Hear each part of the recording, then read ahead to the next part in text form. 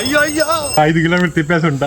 అసలు మ్యాటర్ ఏంటంటే మార్నింగ్ లేచిన వెంటనే చాయ్ తాగేదానికి బయలుదేరిపోయాను. కానీ ఎప్పుడు కాకుండా ఈ రోజు కాఫీ అయితే ట్రై చేశాను. అది కంప్లీట్ చేసుకుని ఇంటికి వచ్చే లోపు మనోళ్ళందరూ వినాయకుడు పనిలో దిగిపోయి ఉన్నారు. సో నేను కూడా దిగిపోయినాను పనిలో పని అయిపోతుందని. కానీ ఈసారి ఈ వినాయకుడిని తీసి స్టేజ్ లోపల పెట్టే లోపు మా పని అయితే అయిపోయింది. ఎందుకంటే అంత వైట్ ఉన్నాడు వినాయకుడు. మళ్ళీ దానికి కావాల్సిన పనులంతా చేసుకుంటూ ఈవినింగ్ అయితే అయిపోయింది. ఈ మొత్తం వర్క్ ని 1 డే లో కంప్లీట్ చేసినామంటే ఎవరు నమ్మరు. అసలు అందరూ మొక్కేస్తున్నారు, నేను మొక్కుదామని పోతే కరెక్ట్ గా కరెంట్ ఆఫ్ అయిపోయింది ఎంతో. మరి అట్లే పూజలంతా కంప్లీట్ చేసుకుని ప్రసాదానికి అయితే వెళ్ళిపోయినాము. ఒక ఫోన్ అయితే తక్కువని ముందు వచ్చింది. ఏంద్రా అని చూస్తే నేనే 1 year back Vinayaka Chavithi celebration లో అంతా కంప్లీట్ చేసుకునే లోపు నైట్ 12 o'clock అయితే అయిపోయింది మాకు. అంతా కంప్లీట్ చేసుకుని ఇంటికి పోదామనే లోపు ఒక బండి అయితే కనిపించింది. మావాడు కీస్ దాంట్లోనే పెట్టి వెళ్ళిపోయినాడు. ఇంకా మనం ఆగం కాబట్టి ఆ బండిని తీసుకుని నైట్ రైడ్ అయితే బాగా తిప్పేసి మళ్ళీ తీసుకొచ్చి పెట్టేసినాను. ఇందులో హైలైట్ ఏంటంటే నేను బండి తీసుకుపోయి ½ hour అయింది. కానీ వాడికి ఇంకా కూడా తెలియదు నేను బండి తీసుకుపోయినానని. ఎట్లా సక్సెస్ఫుల్ గా మిషన్ అయితే కంప్లీట్ చేసుకున్నాను.